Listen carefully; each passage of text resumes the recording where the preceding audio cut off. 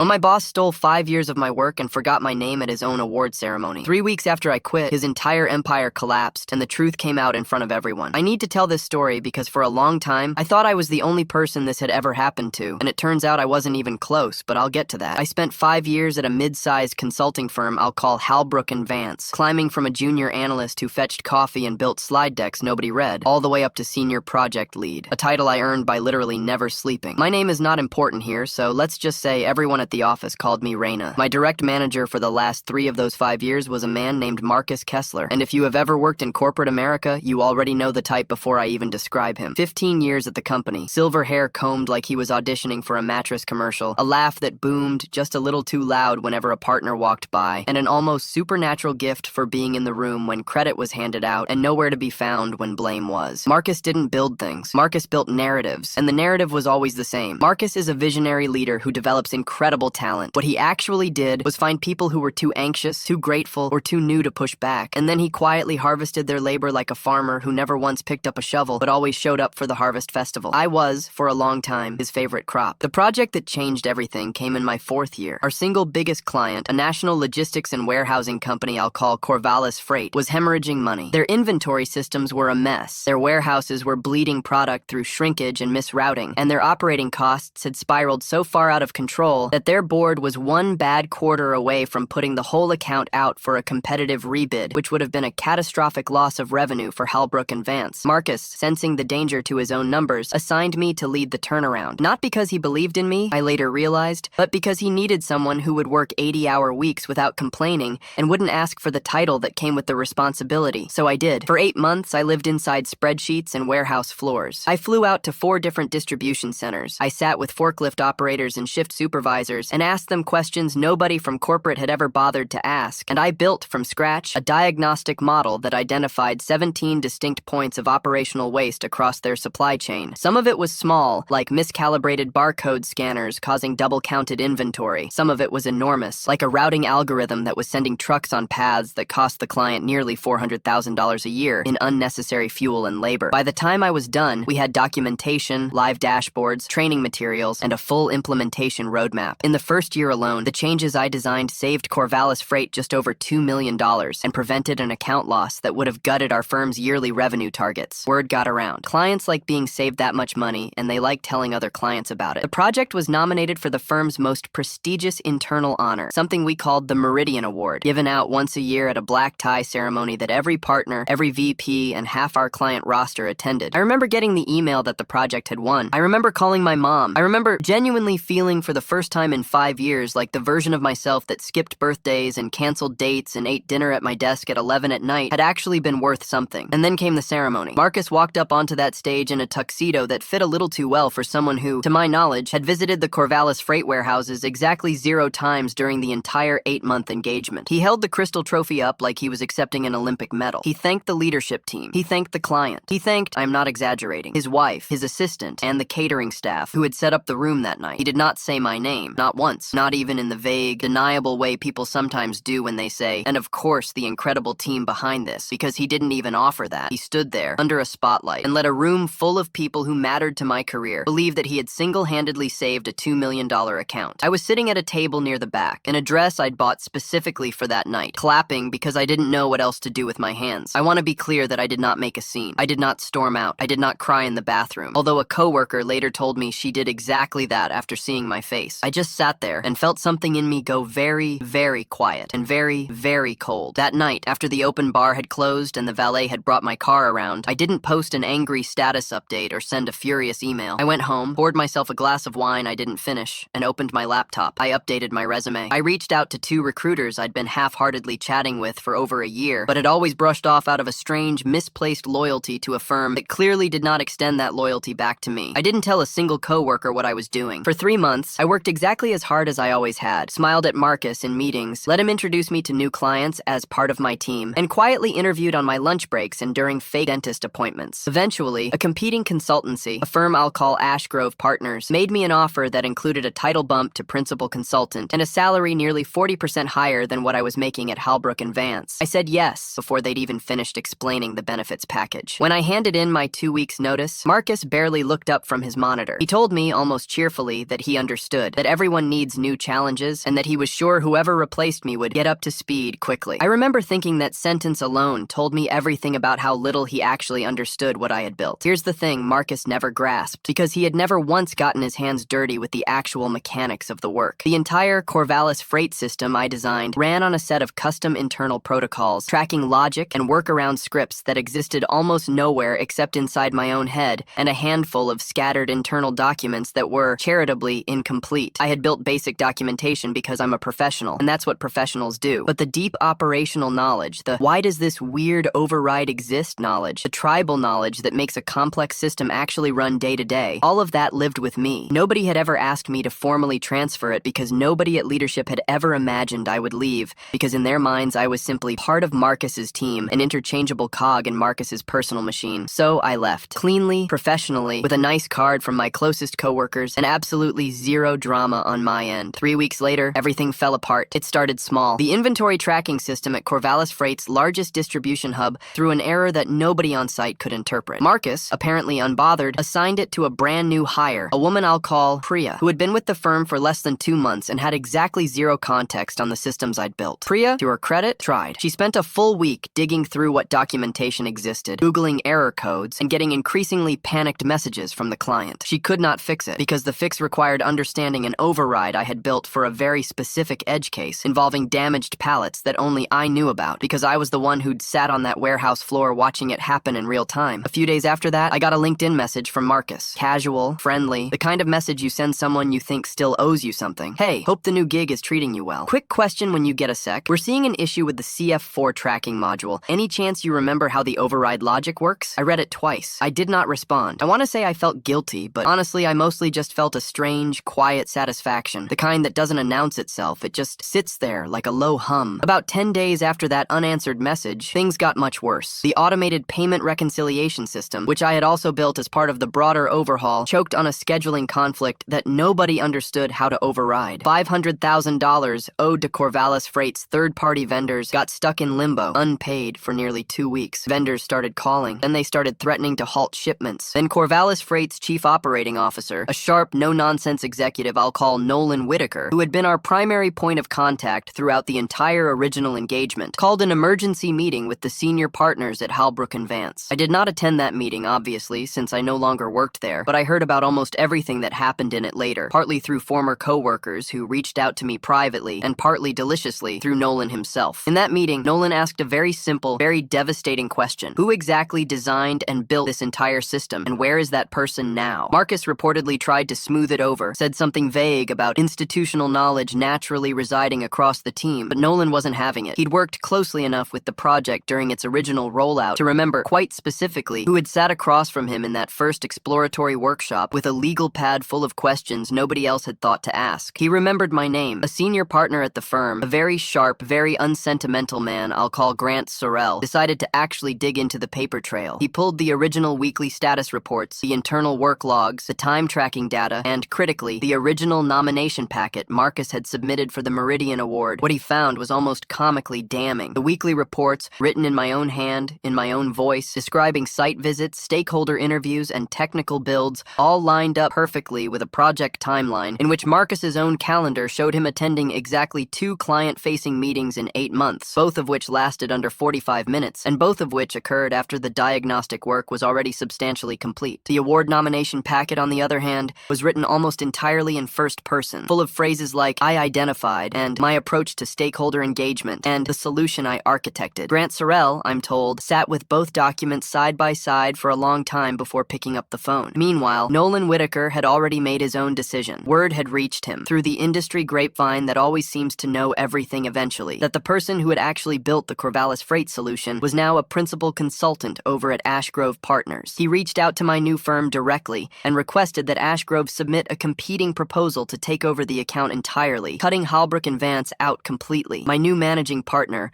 a calm, sharply strategic man I'll call Daniel Ferris, brought me into the pitch preparation immediately, and honestly, that pitch practically wrote itself because I already knew every weak point in the existing system better than anyone alive. Where my original approach at Halbrook & Vance had been solid, competent, thorough work, my approach this time was built on something Marcus never understood in 15 years of climbing the ladder: genuine partnership with the client. Instead of positioning our our firm as an indispensable black box that the client would have to keep paying us to maintain forever, I built the entire pitch around a philosophy of knowledge transfer, training Corvallis Freight's own internal team to understand and eventually own the systems themselves, reducing their long-term dependency on outside consultants entirely. Nolan loved it. His board loved it even more because it meant real long-term cost savings instead of an endless consulting retainer. We won the account outright, and Halbrook and Vance lost in a single afternoon, an account that represented roughly 8% of their annual firm-wide revenue. That kind of loss doesn't stay quiet in a mid-sized consulting firm. It triggers exactly the kind of full-scale internal review that ends careers. Grant Sorrell, already sitting on damning documentation from his earlier digging, used the account loss as the justification to open a complete audit of every major project Marcus had touched over his 15-year tenure. What they found, once people finally felt safe enough to talk, was a pattern that had apparently been an open secret for years. Former employees, some of whom had left the industry entirely out of sheer burnout, started reaching out to the internal review committee unprompted,